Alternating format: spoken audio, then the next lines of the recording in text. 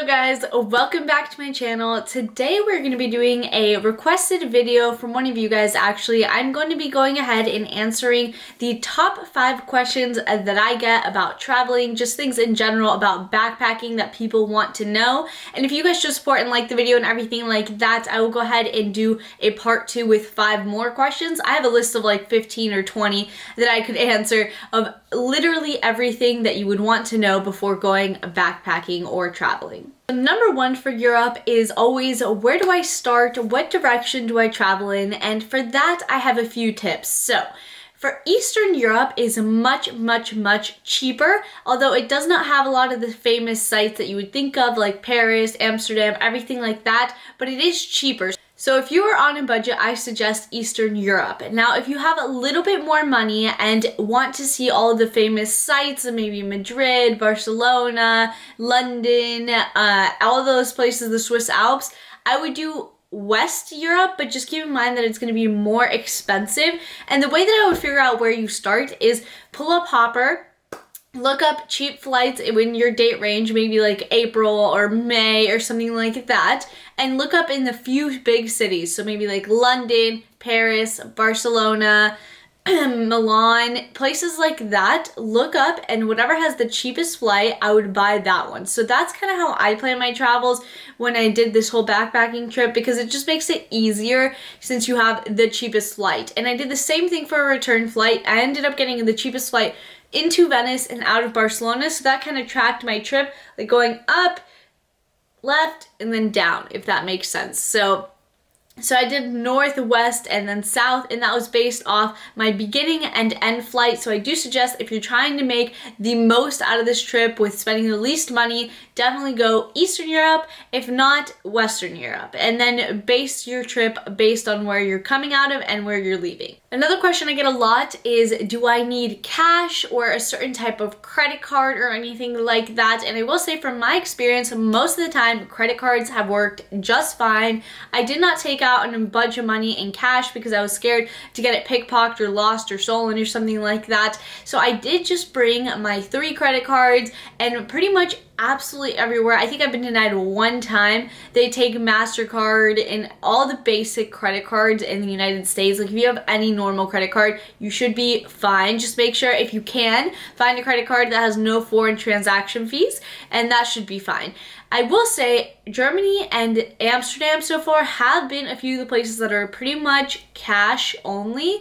Not always. If they're a big restaurant, they'll definitely accept card, but if you're going to any like local small food place or any places to go out, like a club, it'll definitely be cash. They do have ATMs, but they do charge you a % fee. So that's really up to you if you just want to take out in advance, like $400 in euros, although I personally did not, because I didn't want to carry it, and I've just taken it out of the ATM whenever I really needed to, which has not been often. Number 3 would be, what are the hostels like? How is it staying in a hostel? Is it horrible? And I've made a few videos, and I'll link them up here so you guys can check out, of like me touring the hostels and everything. But I will say, if you're going to be staying in a hostel, keep in mind it can be pretty rough. It's not luxury living, and it's definitely going to be suffering sometimes.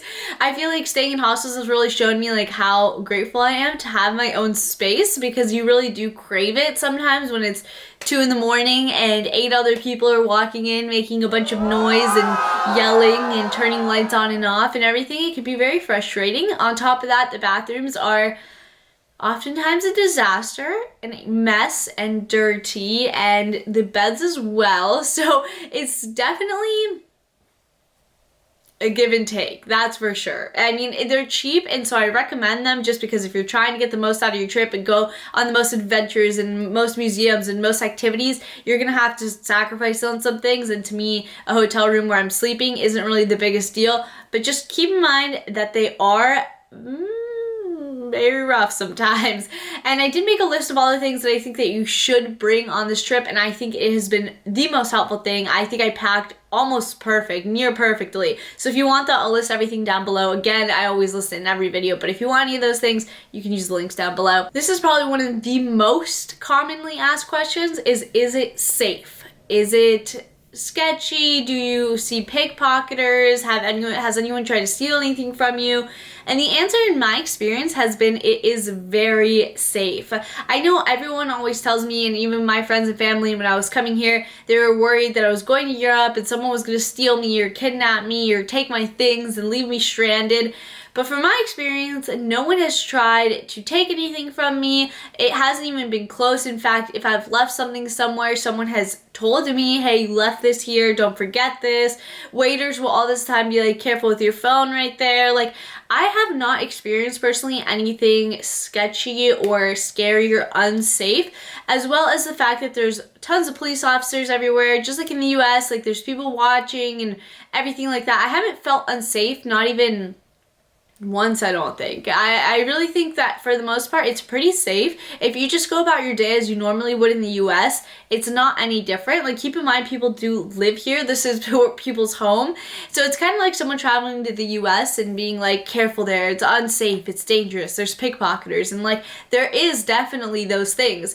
But if you just kind of stay out of the sketchy areas and don't put yourself in weird situations, you really should be fine. So from my experience, I would say don't stress it, don't worry, it is very safe. They're first world countries, so you will be fine. Last question for this little 5-question series would be, how do you figure out what to do once you get there? Because I did not plan every day of this trip, like we're doing this, then this, then this, because I wanted to leave it very spontaneous. So how do you figure out what to do? So first of all, what I do when I'm on the train there, I will look up best sites on TripAdvisor, on The Crazy Tourist, I think it's called. I will just look up on a bunch of different blogs, websites. My favorite is blogs because it's normal people, but I'll look up like top 15 things to do, top 10 things to do, and I'll kind of write a list of the things that I want to hit. And then as I go, I'll meet locals and I'll be like, what's your favorite place to eat? Or what's something that you don't think would be recommended to me that you think we should do? And that's kind of how I plan what I do. On top of that, if I have an idea of the place, like in Amsterdam, I was really excited for Amsterdam, so I'd known for a really long time some of the things I wanted to do. You can just always add those, obviously.